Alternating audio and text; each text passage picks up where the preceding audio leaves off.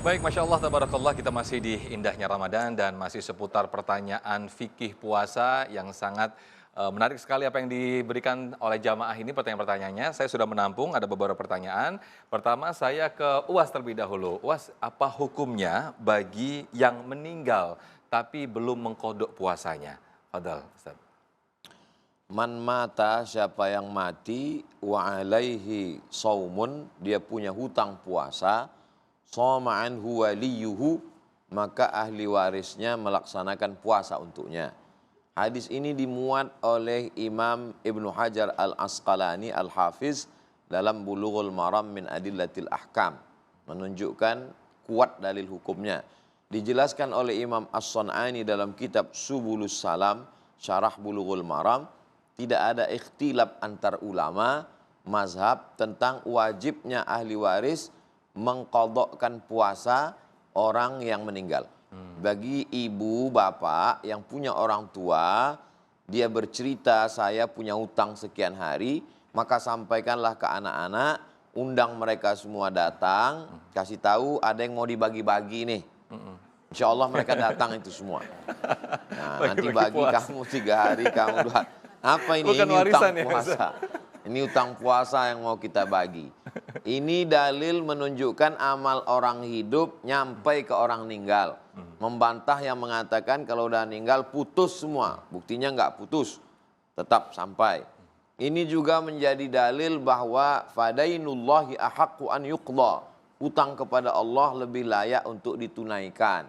Bagi yang tidak tahu hitungannya berapa, maka dia tidak melaksanakan. Tapi kalau orang tuanya itu meninggalkan puasa karena sakit keras, tua renta, umur 80, 70, atau sakit mah akut, diabetes akut yang tidak sembuh-sembuh, maka dia tidak diqadha'kan, tapi dibayarkan fidyah. Karena dia masuk dalam kategori wa 'alal ladzina yutiqunahu fidyatun.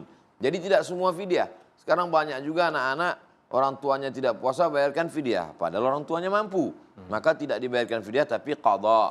Adapun yang sakit tua renta, sakit keras, tak sanggup karena usia, maka dibayarkan fidyah. Demikian, wallahu a'lam bishawab. Baik, terima kasih Uwas. Berikutnya saya ke Kiai Haji Haris Hakam. Bagaimana hukumnya, Yai? Apakah puasa ini diteruskan ataukah batal ketika harus suntik, misalnya vaksin, kemudian donor darah? Ini bagaimana, Yai? Apakah harus batal atau diteruskan puasanya? Subhanallah, ya, tahun kemarin, Ramadan kemarin ini terjadi ya. Ya. Orang-orang yang melakukan vaksinasi kedua kalau tidak salah ya Bu ya, di bulan suci Ramadan. Menarik memang, tetapi kita mesti menundukkan kepala kita kepada para alim ulama, ya. Mereka orang yang lebih tahu, orang yang lebih takut kepada Tuhannya, orang yang lebih berhati-hati di dalam memberikan fatwa. Batal itu apabila memasukkan sesuatu itu ke rongga, jauf. Nah, apabila kita masukkan lewat mulut, lewat hidung, lewat dubur, lewat telinga, apabila sampai ke perut besar, itu menjadi sebuah nutrisi, maka hukumnya batal. Nah, bagaimana dengan orang yang disuntik, vaksinasi? Dia diberikan sesuatu, tetapi tidak melewati lobang-lobang yang disebutkan di dalam kitab fikih. Nah, ulama fikih ya, yang khususnya memanfaatkan ilmu usul fikih, maka ketika ilatnya itu tidak ada, maka dihukumkan boleh. Al-hukmu yaduru ma'a illatihi wujudan wa adaman. Hukum itu berlaku dan tidak berlakunya berdasarkan ilatnya. Ilatnya itu, batalnya itu kalau masuk lubang-lubang sampai ke jauf, sampai ke rongga. Nah kalau seandainya disuntik apakah sampai? Tidak. Maka ulama mengatakan boleh. Barangkali lebih berhati-hati mereka mengatakan ini kalau pada waktu COVID-19 kemarin itu, yang kedua alasannya itu karena dianggap sesuatu yang sampai pada level maqasidus syar'i, hifdzun nafas. Memelihara nyawa itu lebih utama. Masya Allah. Nah, sehingga dengan dua argumentasi itu tadi, ya kalau Imam Al-Ghazali mengatakan dua argumentasi dengan yang satu punya argumentasi itu, maka lebih unggul yang punya dua. Al-ba'itsain ya lil amal. Dua pendorong yang melahirkan satu perbuatan. Maka tidak batal insya Allah karena tidak memenuhi kriteria ya orang yang memasukkan sesuatu ke jauh. Nah, cuma ada masalahnya ini Ustadz Sofyan. Ya. Bagaimana kalau seandainya orang berpuasa kemudian dia suntik vitamin A, B, C, D, F, G, H, I, J masukin sampai Z masukin. Gitu. Maka dia segar, kan nggak lewat jauh, ya. Apakah ini orang ini diperbolehkan? Nah tadi dua bais itu dua yang menjadi motivasi itu bisa menjawab ini. Kan dia nggak ada kemudaratan apa-apa, bukan hifzun nafas.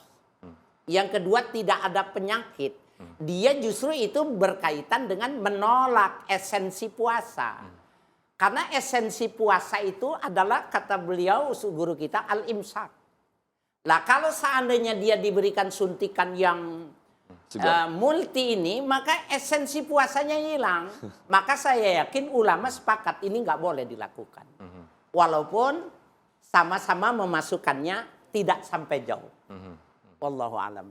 Tapi ada yang gini ya, waduh lapar nih, aduh saya demi menyelamatkan nyawa ini, saya kalau enggak mati nih, saya batal. Ada yang nafsu itu. Wah itu Saya nggak tahu ya, dia. kalau ukuran normal tidak akan terjadi. Karena apa? Tidak akan Allah, la yukallifullahu nafsan illa wus'aha gitu. Ukurannya itu udah standar gitu, ada standarisasi. Iya. Bagaimana dengan orang yang punya penyakit lambung? Ya. Nah itu memungkinkan karena penyakit lambung Bapak Ibu jangan dianggap enteng, bisa tewas. Ya. Nah dia ukur tadi, ukurannya bisa nggak bertahan. Kalau nggak apa-apa, rukshoh dia. Iya, iya. Jadi bukan ukuran tadi, waduh saya nggak kuat. Wah anak-anak sekarang Itu bukan ibu-ibu sini, Bukan. tapi katanya pindahan dari sini. dari ibu-ibu. Baik, selanjutnya saya ke jamaah yang sudah siap dengan pertanyaannya. Iya, silakan, boleh berdiri. Assalamualaikum warahmatullahi wabarakatuh. Waalaikumsalam. Waalaikumsalam. Mohon maaf sebelumnya Ustadz, saya Humaira izin bertanya. Kita sebagai perempuan itu kan jarang sekali puasa 1 bulan penuh karena adanya menstruasi. Apakah boleh mengkode puasa tahun lalu dengan tahun sekarang di satu hari yang sama? Gitu. Dirapel gitu ya? Iya, digabungkan seperti itu. Baik, terima kasih. Baik, terima kasih. Ustadz Abdul Somad, silakan Ustadz. Ada beberapa ibadah yang kalau kita laksanakan satu, otomatis langsung dia dapat 2. Misalnya kita masuk ke dalam masjid, waktu hanya tinggal 2 menit. Kalau kita sholat sunat tahiyatul masjid, kita tidak dapat qobliyah.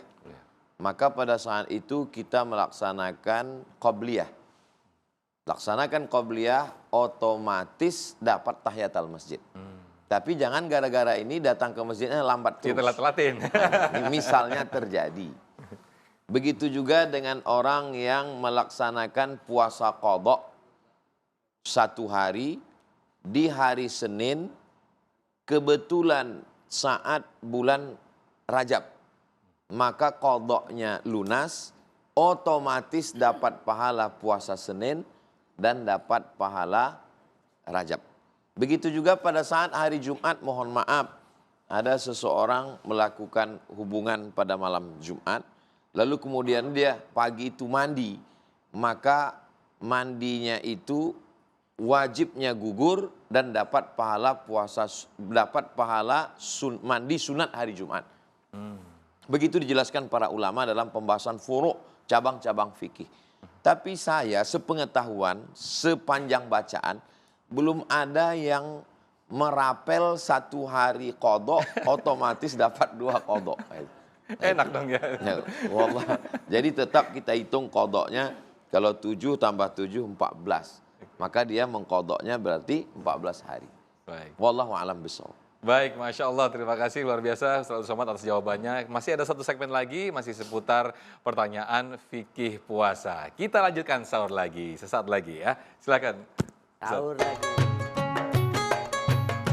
Kamu kenapa nggak puasa? Puasa itu cuman buang-buang waktu aja. Puasa itu nggak ada manfaatnya, berarti dia kafir.